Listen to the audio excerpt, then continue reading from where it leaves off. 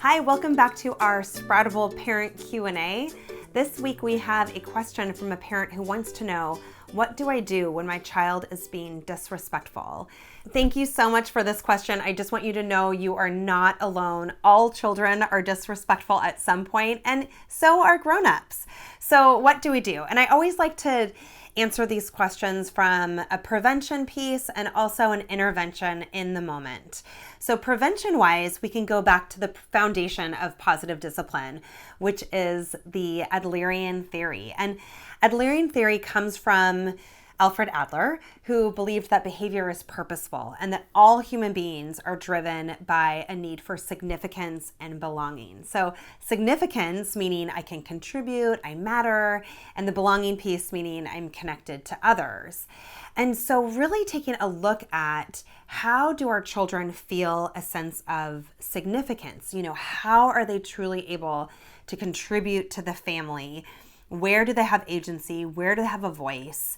And what parts do they really help for our little family community? Because when children feel a sense of significance and belonging, when they feel like they matter, their behavior automatically reflects that.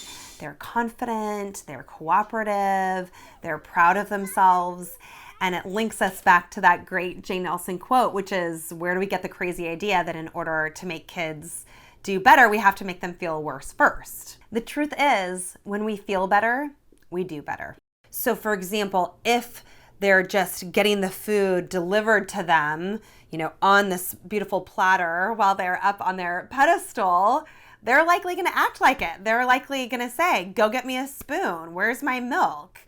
But when they've been part of the process of really contributing and helping, maybe in preparing the food a little bit or bringing things to the table or choosing their own spoon and fork for everybody as well, then their behavior is going to reflect that too. But really pause, really think about, could they be doing more than just clearing their place, more than just maybe making their bed or getting dressed, really thinking about those deeper contributions.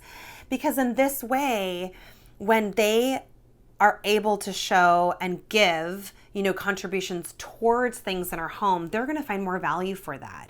And then we're going to have that ripple effect for how they are in their community as well. That's part of just their practice, that they take care of their things, that they help maintain order around the home or within their room or little parts. So just thinking about, regardless of their age, how they can have more agency and voice within those things. And then intervention-wise, what do we do in that moment? What do we do when they're super snappy? Offer them that chance to try again. Offer them that moment to practice. So I personally, whenever anybody says, I want, I just say, oh, my ears close up when I hear I want. And then we want to give them the script. So it's not enough to say, oh, my ears close up, or I can't hear you, or use your words. Because if they had those words, they would have used them. You can say, oh, how can you ask respectfully? Or how can I hear you? And so then maybe that's just enough. Maybe they'll say, may I please have a spoon? Or if they don't, then you can, if there's that little pause, you can cue them. You can say, may I please have a spoon? Or, oops, I forgot my cup. Mom, and while you're up, do you mind grabbing the cup? Really fill in that language. For example, just recently, my 2-year-old said, she's got 2 sisters. So she said to one, I don't like Josephine. I like Violet. I don't like Josephine. So of course our natural instinct is to say, we don't say that in our family, but guess what? She did just say that. So me saying, oh, we don't say this in our family is not really helpful. So instead tell them what to do. So I just cued right away, in our family, we love everybody. You can love all people. Love is abundant. I love Josephine and I love Violet, right? I'm modeling that for her. And so sure enough, she was like, I love Violet and Josephine. She gave a little twinkle in her eye. And then I could also model in that moment to Josephine. I could say, I'm sorry, no, that feels really hurtful when somebody says that to you. This has to be consistent. It doesn't have to be perfect. I'm not saying 100% of the time. So as much as you can be consistent, and I know it is so relentless, I'm in it. I'm in the land of 2.5-year-old where every single time I'm saying, oops, how do you ask? Or, oh, my ears close up when you say I want. I can't hear anymore.